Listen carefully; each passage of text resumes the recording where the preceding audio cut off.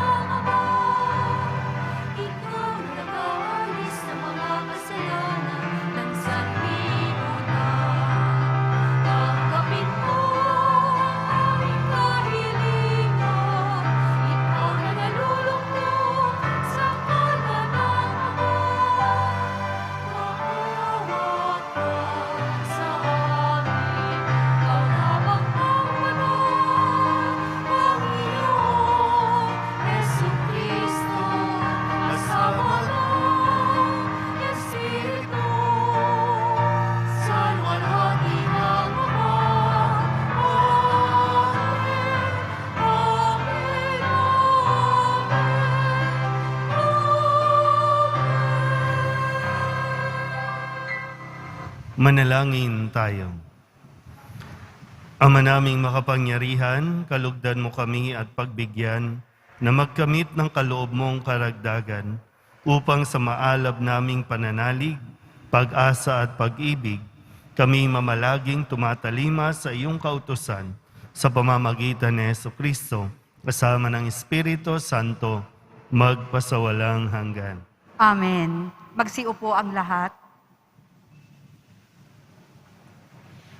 Pagbasa mula sa aklat ng Henesis. Noong mga araw na iyon, napakita ang Panginoon kay Abraham sa Mamre, sa may sagradong mga punong kahoy. Nooy, kainitan ng araw, at nakaupo siya sa pintuan ng kanyang tolda. Walang ano-ano'y, may nakita siyang 3 lalaking nakatayo. Patakbo siyang sumalubong.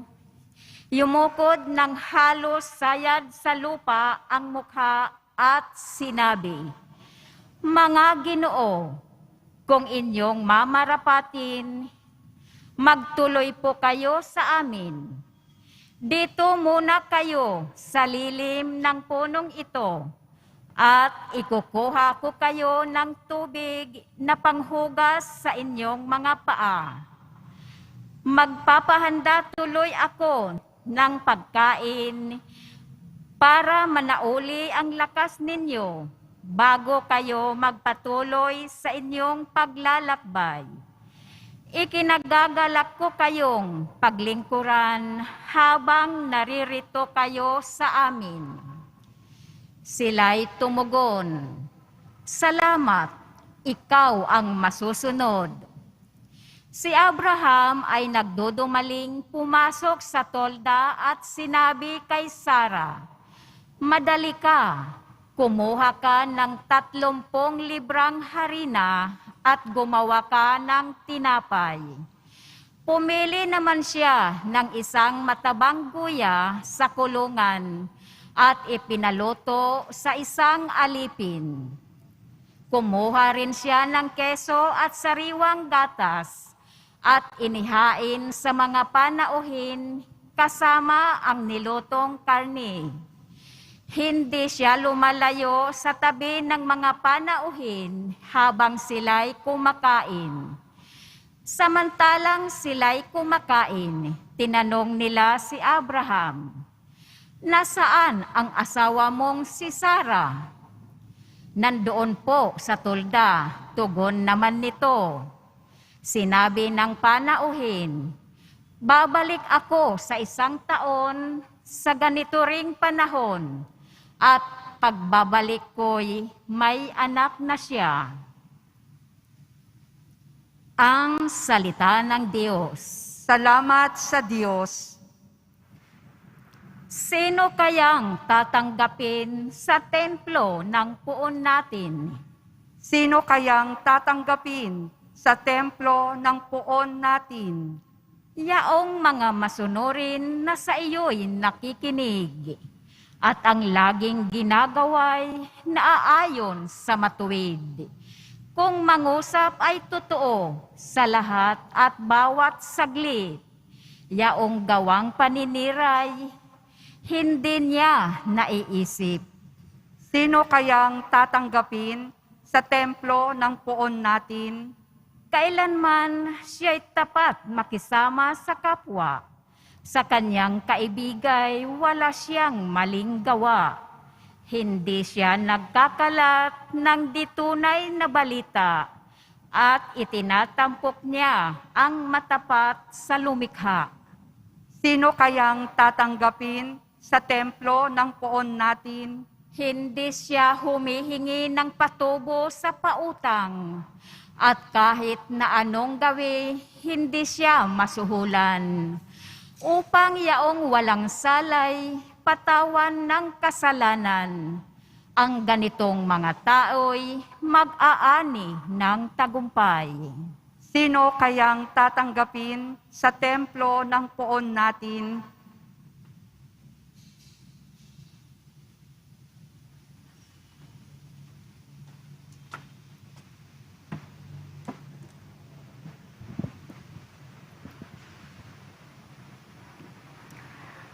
Pagbasa mula sa sulat ni Apostol San Pablo sa mga taga-Kolosas.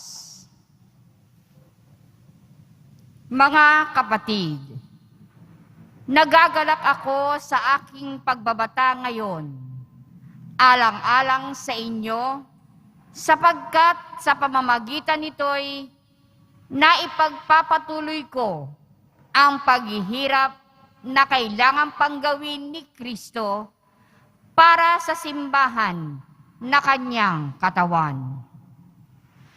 Ako'y naging lingkod nito nang hirangin ako ng Diyos upang ipahayag sa inyo ang kanyang salita. Hinirang niya ako upang lubusang ihayag sa inyo ang hiwaga na mahabang panahong nalihim sa maraming salit-saling lahi. Ngunit ngayoy inihayag sa kanyang mga anak. Inibig ng Diyos na ihayag sa lahat ng tao ang dakila at kamanghamanghang hiwagang ito. Ito ang hiwaga. Sumainyo si Kristo, at dahil dito'y nagkaroon kayo ng pag-asang makapiling ang Diyos doon sa kaluwalhatian. Iyan ang dahilan kung bakit namin ipinangangaral si Kristo. Pinaalalahanan namin ang lahat at buong linaw na tinuturuan ayon sa aming makakaya upang maihirap namin sa Diyos ang bawat isa. Sakdal at walang kapintasan dahil sa pakikipag-isa kay Kristo. Ang salita ng Diyos. Salamat sa Diyos. Pagsitayo po ang lahat.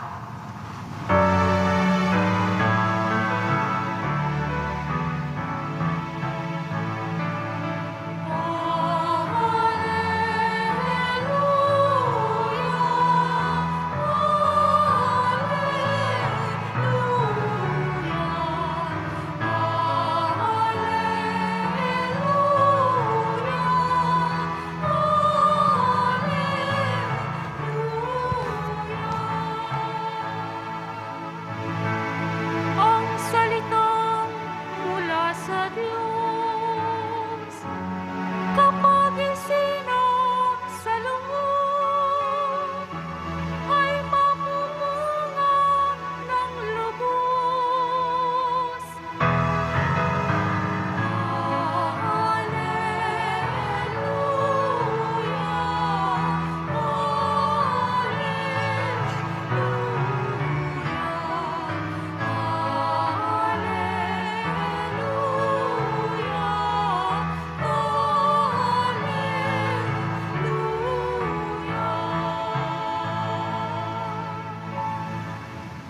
Sumainyo ang Panginoon.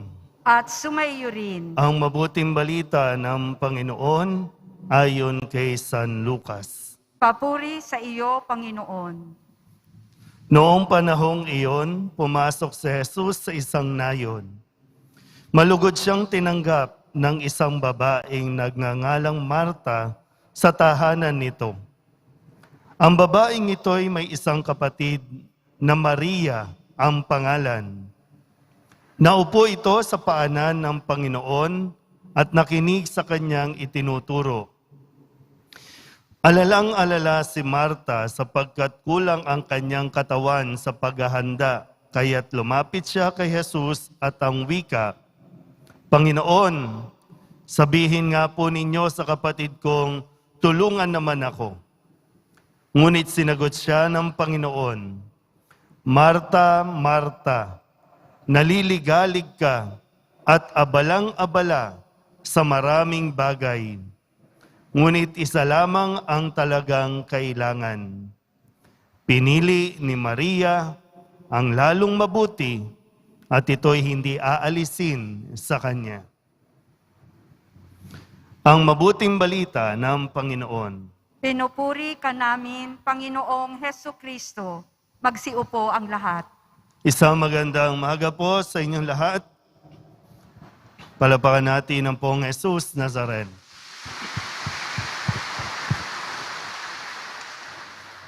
Ngayong linggong ito, narinig natin ang mga pangalang Marta at Maria. Dalawang larawan ng uri ng paglilingkod. Sabihin nyo nga po, paglilingkod. Pagbibigay ng service o serbisyo. Ang tawag din natin dito yung sa kung saan din tayo kilala, no? Bilang mga Pilipino, kilalang-kilala tayo sa pagiging hospitable, no? Yung pagtanggap natin sa mga bisita. Di ba? Kapag may bisita, talagang espesyal ang treatment natin. Yung mga dating hindi ginagamit na mga baso, plato, inilalabas yan.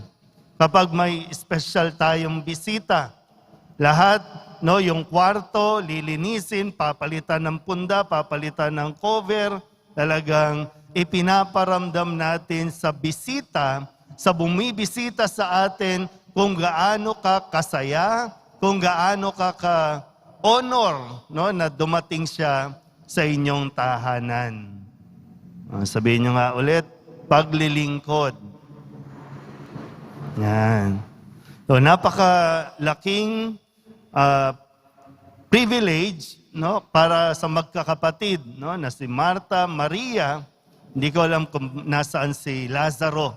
Kasi itong tatlong ito, mga kaibigan ni Jesus. No? At dito niya naisipan na manatili pansamantala. O ang sabi po, no, sa tuwing pupunta si Jesus sa Jerusalem, dadaan muna siya doon sa Bethany. So yung Bethany, doon yung lugar kung saan nakatira si Marta at Maria. So madadaanan yon. Kaya kumbaga, nag-i-stop over. Yan. Maraming bahay, marahil doon. Marami ang gustong mapasok o madalaw ni Jesus. Pero sadyang, sabihin natin, gusto ni Jesus dumalaw sa kanyang mga kaibigan eh. Kaya andun siya. Pero ito na yung kailangan natin mas matutunan, no? Si Marta, sa kanyang pamamaraan, wala namang masama kay Marta, no? Hindi masama yung ginawa niya. Bagaman narinig natin na sinabi ni Jesus kay Marta, Marta, Marta, masyado kang naliligalig sa maraming bagay. Kalma ka lang, Marta, kalma ka lang. Kasi si Marta, yung pamamaraan ng paglilingkod niya, gusto niyang asikasuhin si Jesus sa pamamagitan ng paghahanda, pagluluto, kasi gusto niya siguro pakainin si Jesus ng masarap na pagkain. Masama ba yun? Hindi naman. Kasi gusto nga niya talaga siguro dahil alam niya, pagod si Jesus, so paghandaan natin ito. Ang problema lang ay, pinili niya yung ganong pamamaraan, siya magluluto, siya mag-aasikaso, no? Pwedeng magkakatay pa ng manok, no? Maghihiwa pa ng kung ano-ano. Kaya nagsumbong. Ilan ba yung nakaka-relate dito kay Marta? Na ginagawa yung mga gawaing bahay, ginagawa yung mga trabaho, pero reklamo naman ng reklamo. Birin mo, bisita, inutusan pa para sabihan si Maria. Sabi niya, di ba, Panginoon, sabihan mo naman yung kapatid ko, tulungan naman ako. Pagod na eh, di ba, no? Sabi nga, isa lang ang katawan ni Marta. Inutusan pa yung bisita. Sabihin mo nga, no, Panginoon, sabihin mo yung kapatid ko, tulungan naman ako. Ilan ba yung nakaka-relate dito? Yun, ikaw na iglalaba, ikaw naghuhugas, ikaw naglilinis ng bahay. Linggo na nga ngayon, ikaw pagagawa niyan. Lunes hanggang Biyernes, nagtatrabaho ka, mapasok ka, tapos pag uwi mo, Sabado, tambak pa yung labahin, tambak pa yung gawaing bahay. Kaya dyan, nagsisimula na, ako na naman ba? Ako pa rin ba? Ako pa rin ba gagawa niyan?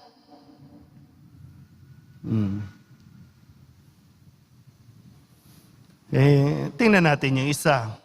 Okay? Hindi po masama yung kay Marta, no? Kasi yun yung paraan niya ng paglilingkod. Ang nakita lang natin doon na pinapaalala, pinili mo yan. Na gawin yan. Huwag ka magreklamo. Samantalang si Maria, ang paglilingkod na ginagawa niya kay Jesus ay samahan si Jesus, makinig kay Jesus, makipagkwentuhan kay Jesus. Diba, isang paglilingkod din yun na dumating. O sinong kakausap dito? Sino mag-entertain dito? Kung dalawa na tayo magluluto o tutunganga, ay baka lumipat na lang ito ng ibang bahay. Nakuha ba? Nakuha yung kwento, no? Di ba pag ikaw, dadalaw ka sa isang bahay, sa isang kaibigan, gusto mo kausapin. Hindi ka dumalaw para magdulot ka ng problema. Hindi ka dumalaw para magsabi ka na kailangan mapagod kayo sa pagdating ko. Hindi naman, di ba? Gusto mo lang makipag-usap. Yung quality time. Ngayon nga lang, di ba, nakakainis. Pag may dinalaw ka, habang kausap mo, may kausap na iba. Kausap mo na, hindi naman binibitawan ng cellphone, maya't maya, nakikipag-chat, maya't maya, nakikipag-text. Di wag na lang tayong magdalawan, mag-chat na lang tayo. Kasi pag sa chat, mas may quality pa yung oras, tuloy-tuloy, di ba? Tapos hindi mo pa bibigyan ng quality time. Napaka-unhospitable mo naman. Yan. Di ba? Unless, hindi ka talaga interesado sa dumalaw kasi hindi bisita ang tingin mo sa kanya, kundi buwisita. Pero, ang pagdalaw ni Jesus sa tahanan nila Marta at Maria, kung paanong naranasan ni Abraham sa unang pagbasa, ang pagdalaw ng 3 lalaki, sino ba yung 3? Ang banal na santatlo. Na nang tanggapin niya, nang entertaining niya, nagtamo siya ng biyaya. Di ba sabi, sa susunod na pagdalaw ko, may anak na si Sarah. So yung pagiging hospitable pala natin, yung taus-pusong pagtanggap natin sa isang bisita, may kapalit din na biyaya sa atin. May kapalit na biyaya. Kaya hinay-hinay lang, no? Kalma lang.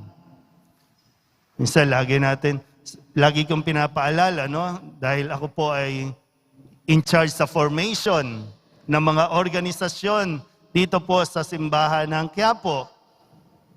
Baka nagiging Marta na.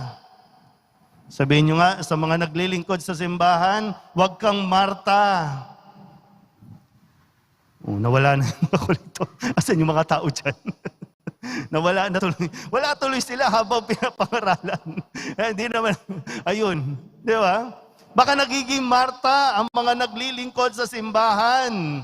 Hindi naman masama, pero baka nag-aaway-away na kasi bakit ganon? Ako na lang na ako na sa umaga. Baka gusto nyo kayo naman sa umaga.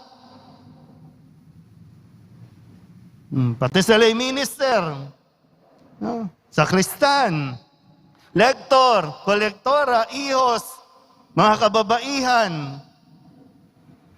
Baka hindi na talaga tayo nakakapaglingkod kasi nagtuturuan na tayo. Kaya minsan, nabubundol na kayo na, hulog na kayo, hulog. Kasi masama na ang loob. Nagkakagalit-galit na. Nag-aaway-away na. Gusto lang naman maglingkod. Kaya relax lang. Kasi baka natapos ang misa, minsan po ang mga naglilingkod dito sa simbahan, 2 o 3 misa po ang nagsiserve sila, no? Baka natapos lahat ng schedule, hindi ka nakapagsimba. No?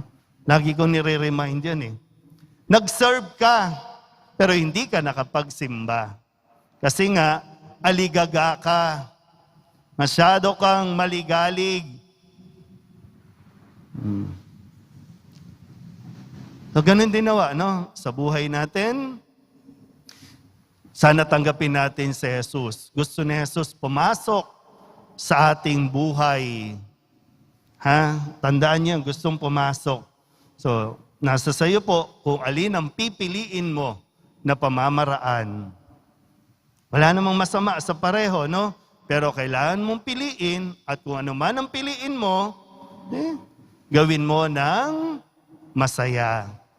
Gawin mo ng kalmado. Nang hindi tumitingin sa kung ano ang ginagawang pamamaraan ng iba. Amen? Tumayo po ang lahat.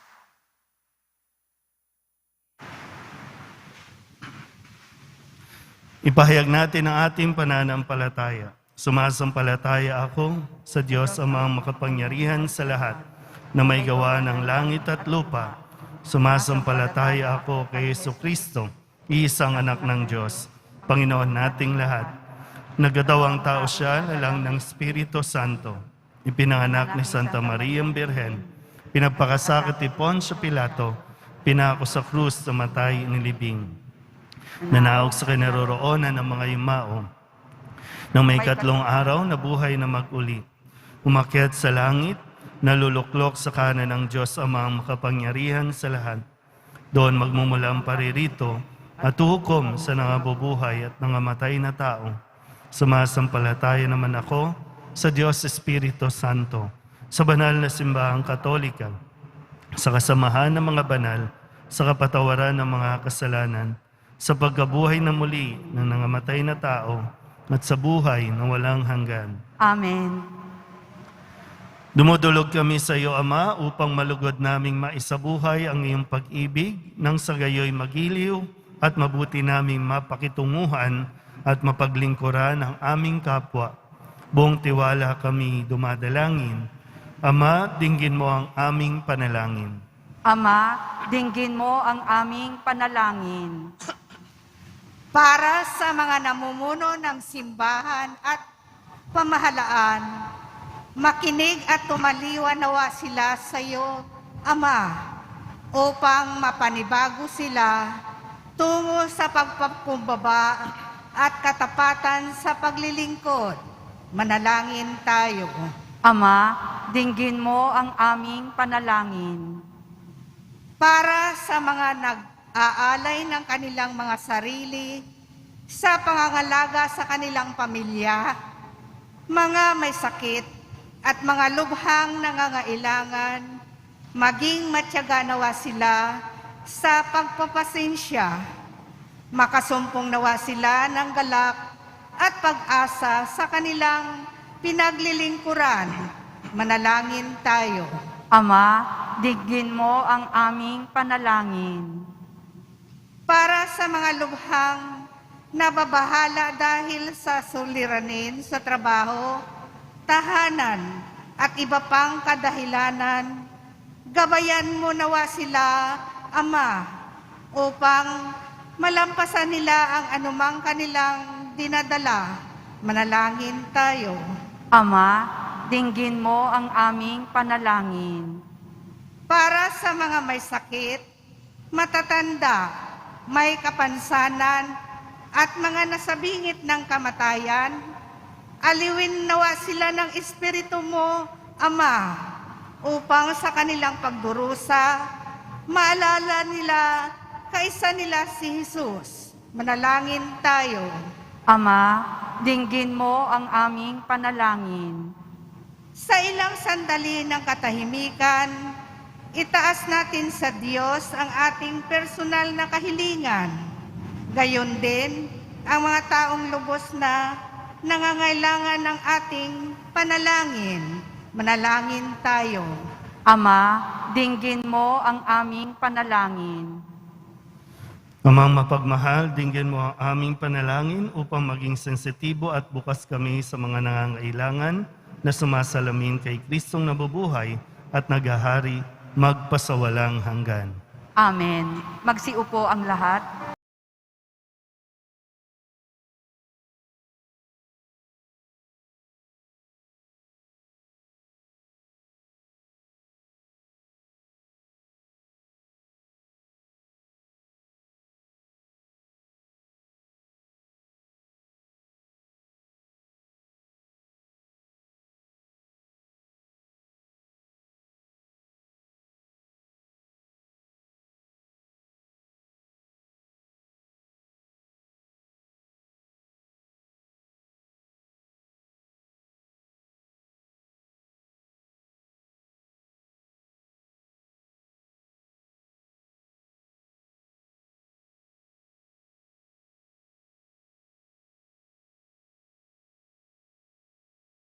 Tumayo po ang lahat. Manalangin kayo mga kapatid upang paghahain natin ay kalugdan ng Diyos sa mga makapangyarihan. Tanggapin nawa ng Panginoon itong paghahain sa iyong mga kamay, sa kapurihan niya at karangalan, sa ating kapakinabangan at sa buong sambayanan niyang banal. Ama naming lamika, lahat ng iyong mga paghahaing ipinag-utos noong araw ay iyong pinagtibay sa isang haing hantungan ng tanan. Tanggapin ang ginaganap ngayon ng iyong mga lingkod at basbasan mo ito ng kabanalang gaya ng iyong kaloob sa mga alay ni Abel na lubha mong ikinalugod, upang ang mga handog ng bawat isang nagbigay para sambahin ang banal mong ngalan ay magkamit ng karagdagan mong kasiyahan sa pamamagitan ni Jesucristo kasama ng Espiritu Santo magpasawalang hanggan. Amen. Sumainyo ang Panginoon. At sumaiyo rin. Itaas sa Diyos ang inyong puso at diwa. Itinaas na namin sa Panginoon. Pasalamatan natin ang Panginoong ating Diyos. Marapat na siya ay pasalamatan. Ama naming makapangyarihan, tunay ngang marapat na ikaw ay aming pasalamatan. Sa iyong kagandahang loob, kami ay iyong ibinukod upang iyong maitampok sa kadakilaan mong lubos. Kahit na ikaw ay aming tinalikdan, dahil sa aming pagkasalawahan, gumawa ka pa rin ng magandang paraang may manguna sa amin para ikaw ay balikan. Kaya't ang iyong minamahal na anak ay naging isa sa mga taong hamak upang may kapwa kaming makapagligtas sa aming pagkapahamak at pagkaligaw ng landas. Kaya kaisa ng mga anghel nagsisiawid ng papuri sa iyo nang walang humpay sa kalangitan, kami nagbubunyi sa iyong kadakilaan.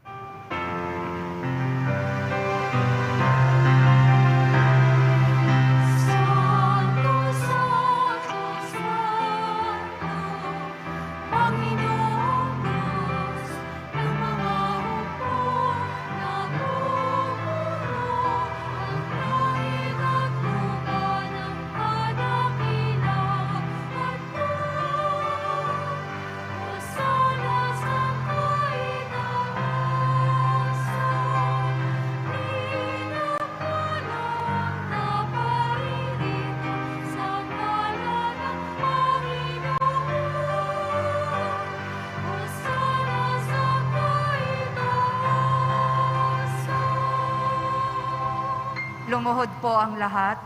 Ama naming banal, ikaw ang bukal ng tanang kabanalan. Kaya't sa pamamagitan ng iyong Espiritu, gawin mong banal ang kaloob na ito upang para sa aming maging katawan at dugo ng aming Panginoong Hesukristo. Bago niya pinagtiis ang kusang loob na maging handog, inawakan niya ang tinapay, pinasalamatan kaniya, pinaghati-hati niya iyon, iniabot sa kanyang mga alagad at sinabing, tanggapin ninyong lahat ito at kanin, ito ang aking katawan na ihahandog para sa inyo.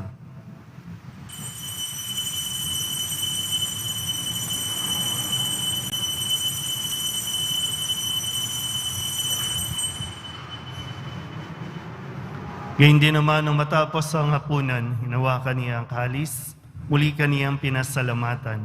Iniabot niya ang kalis sa kanyang mga alagad at sinabi, tanggapin ninyong lahat ito at inumin.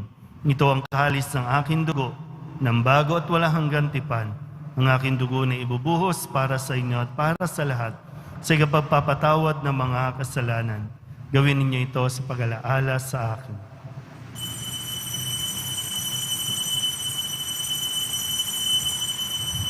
Tumayo po ang lahat.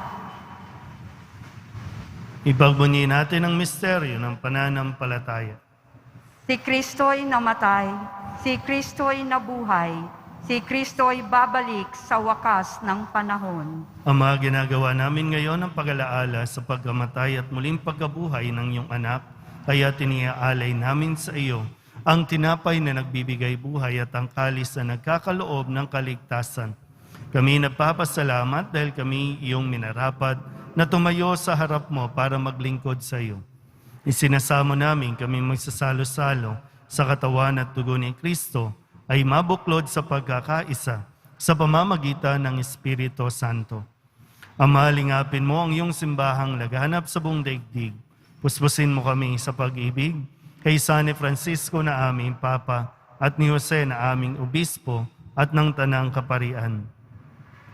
Alalahanin mo rin ang mga kapatid naming nahimlay na may pag-asang sila'y muling mabubuhay, gayon din ang lahat ng mga pumanaw. Kawaan mo sila at patuloyin sa iyong kaliwanagan.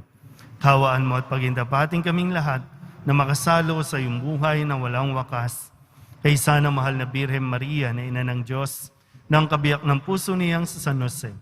Kay sana mga apostol at ng lahat ng mga banal na namuhay dito sa daigdig ng kalugod-lugod sa iyo. May pagdiwang nawa namin ng papupuri sa ikararangal mo sa pamamagitan ng iyong anak na aming Panginoong Hesukristo. Sa pamamagitan ni Kristo, kasama niya at sa Kanya, ang lahat ng parangal at papuri ay sa iyo, Diyos Ama, makapangyarihan, kasama ng Espiritu Santo, magpasawalang hanggan.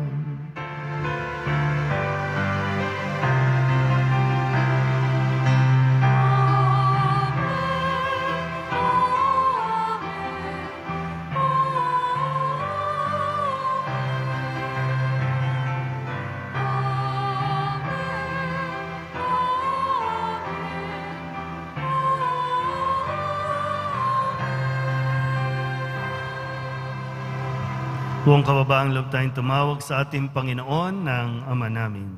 Ama namin, Sumasalangit ka, sambahin ang ngalan mo, mapasa amin ang kaharian mo, sundin ang loob mo dito sa lupa para nang sa langit.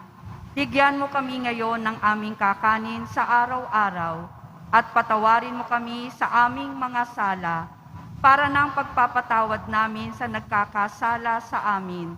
At huwag mo kaming ipahintulot sa tukso, at iadya mo kami sa lahat ng masama. hinihiling namin kami iadya sa lahat ng masama, pagkalooban ng kapayapaan araw-araw, iligtas sa kasalanan at ilayo sa lahat ng kapahamakan, samantalang aming pinananabikan ang dakilang araw ng pagpapahayag ng tagapagligtas naming si Hesukristo. Sapagkat iyo ang kaharian at ang kapangyarihan at ang kapurihan magpakailanman. Amen. Panginoong Hesukristo, sinabi mo sa iyong mga apostol, kapayapaan ang iniiwan ko sa inyo, aking kapayapaan ang binibigay ko sa inyo. Tunghayan mo ang aming pananampalataya at huwag ang aming mga pagkakasala. Pagkalooban mo kami ng kapayapaan at pagkakaisa ayon sa iyong kalooban, kasama ng Espiritu Santo, magpasawalang hanggan. Amen. Ang kapayapaan ng Panginoon ay laging sumainyo. At sumayo rin. Magbigayan po tayo ng kapayapaan sa isa't isa. Kordero ng Diyos na nag-aalis ng mga kasalanan ng sanlibutan, maawa ka sa amin. Kordero ng Diyos na nag-aalis ng mga kasalanan ng sanlibutan, maawa ka sa amin. Kordero ng Diyos na nag-aalis ng mga kasalanan ng sanlibutan, ipagkaloob mo sa amin ang kapayapaan. Magsiluhod po ang lahat.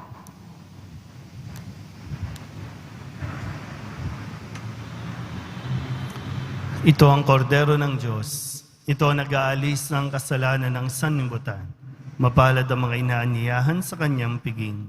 Panginoon, hindi ako karapat-dapat na magpatuloy sa iyo, ngunit sa isang salita mo lamang ay gagaling na ako.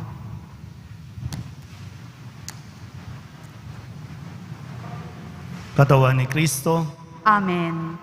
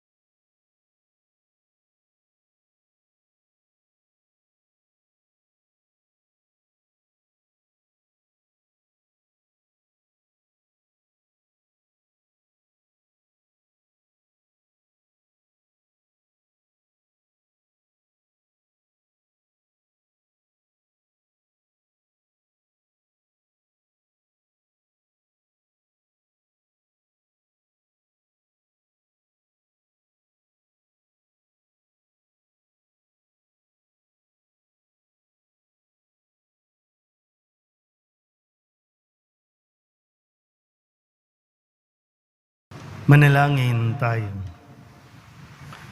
Ama naming mapagmahal, manatili kang kapiling ng iyong sambayanan na ngayoy pinapakinabang mo sa iyong sariling buhay at gawin mong kami pasulong na makahakbang mula sa dati naming pagkamakasalanan patungo sa pagbabagong nagdudulot ng iyong kabutihan sa pamamagitan ni Jesucristo kasama ng Espiritu Santo magpasawalang hanggan. Amen. Sumainyo ang Panginoon. At sumayo rin. Manalangin tayo para sa pagbabasbas.